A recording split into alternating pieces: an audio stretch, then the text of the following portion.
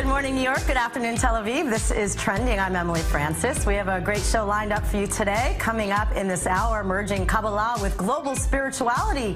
Founder and spiritual director of the Kabbalah Center Worldwide, Berg, joins us live, and Breath of Life, a healing modality from Asia that heals the body and mind and soul. And Guns N' Roses gave Israeli fans a performance for the record books. Welcome to the show. Today we are joined by two amazing guests that I'm personally so thrilled to have on the show today. Berg is the spiritual director of the Kabbalah Center Worldwide and built the center with her late husband, Berg, 40 years ago. And Sarah Yardeni is a longtime Kabbalah instructor based in New York, and they're here to talk about passion projects that are literally uniting people around the globe. Welcome to the show. This is such a thrill. I'm schwitzing. I'm schwitzing over this. Thank you, Emily. So I've been studying 10 years with the center, but this passion project of yours, to take it beyond what you've built and was such a major part of your life before your husband passed, and now to make it global, why is this the time for global spirituality? Well, first of all, if anybody sees anything about what's happening in the world, people are becoming more and more involved in spiritual teachings. The world is becoming more open. You even see gay rights, anything that you want to happen today, we're breaking boundaries. And the reason for the breaking of the boundaries is simply to unite together into one spiritual root. I believe that the only way to do that is by allowing the different spiritual entities to join together, not to change who they are, but to allow the human dignity to work together, to be together as one. If we can bind those people, those groups together into one front, then we can awaken. That's the whole idea. I think the idea of Messiah is the joining of different spiritual groups, because for too long, our world has been controlled basically by religious groups. Which creates separateness. Which creates separateness. And spirituality is the one true thing in this world that can put people together. And so, if we were to take whatever ritual that you choose, it doesn't matter what it is, but that there is something that binds you to your soul, then that is perfect. And each one of us should have the right to our own way of being, but with the ability to share with other groups in different modalities for the same purpose. Right. Light is one and truth is one. Right. But do you think also part of the reason that we could, the fact that you brought the Zohar to so many millions of people, like no one even knew about it, what the Zohar was 40 years ago. Nobody knew Kabbalah existed. We were the first ones ever to teach, or people would know that such a ancient study existed for people. Which is amazing to me, because I've now studied a lot of the wisdom and through like the Inquisition. They were all Kabbalists in Spain before the Inquisition. It's just, it's so unfortunate that it had to be concealed for so long, but this is the time it's being revealed because we're now in the time of Aquarius, which the Zohar predicted thousands of years ago. You've answered your own question. That's right. Things happen when they happen.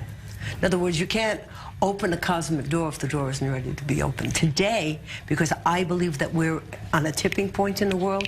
How do I know? Look at the negativity that's out there. It means that everything is in polarity. It means that today is the time that we can join those forces together. And for many, many years, I thought that the teachings of the center were wonderful, productive. We've changed millions of lives, but it was a lot. I made all the out of Israel, but it was a lot of head work. Right, that's true. And then I said, well, we got to put it together with heart work, body work, bring it down so that I can feel. And this is where Sarah comes in, because part of that body work is really tapping into Eastern Asian ritual. So this is kind of, you just had an aha moment. Yes, and well, yes, I did. But we also brought in shamans from different parts of the world and different teachings that would allow us to show that spirituality is a oneness, is a unity. I want to show a clip of you because we have a beautiful reel of information. So let's look at a clip. Thank you. There is this thing called global spirituality. They took the teachings of Kabbalah to the world and into our modern life. See, I know that I'm a messenger. All I am is a messenger. If this one person can do so much, why can't I, or why can't somebody else do that? We can change this world into a place of harmony. How did you realize that Sarah was the person to take charge now of Breath of Life, which I know is bringing Kabbalistic wisdom together with East Asian healing modalities? I find that Sarah has a very beautiful, feminine and gentle energy. And she vibrates on that level of heart. And I thought that she'd be the perfect person. As a matter of fact, when I said to her, I said, Sarah, you know, I think we have to bring head and heart together. And I think we should call it, because it was something. Why, I don't know. But someone said, I think you should call it Breath of Life, because within the breath is the life force, and I think you'd be the perfect one to teach it. Sarah is glowing, so okay, you're my teacher. I love you. Okay, so this started with Body and Brain. You were doing your own journey through doing master classes and learning from great gurus. Other people that have dedicated their life to changing the world through energy work, and yeah, so. And then Karen came and just...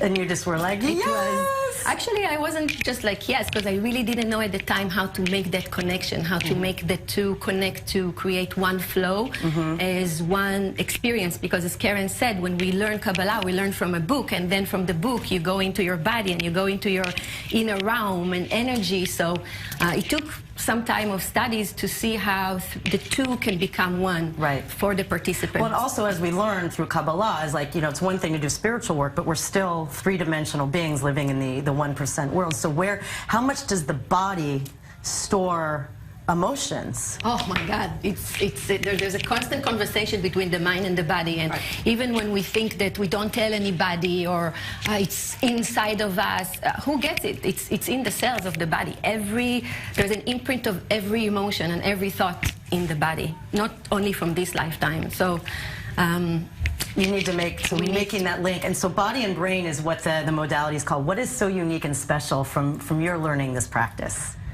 Well, for me, it was like the key to freedom, because I'm a very emotional person. And when I felt something, I became that feeling. And for me to know that I could actually separate myself from the feeling and watch the feeling and not party with the feeling, not marry the feeling, and come from a different space, which is my true essence, to choose how to respond to every situation, that gave me the key to freedom. At the same time, it wasn't just about ignoring what I felt or suppressing what I felt, but it was the acceptance of the feeling and knowing how to release it. Right. So you were your own success story, as was I last night when you came over to my house and did it. So we're going to come back with Sarah, because she's going to do the whole experience with me, which I had a sneak peek last night, and I definitely am a testimonial for how it works, because I was like flying. I was flying last night. Thank you both so much. It's such an honor to have you here in Jaffa, home of Jonah and the whale. Thank you. Thank you. I love you guys. I love you guys.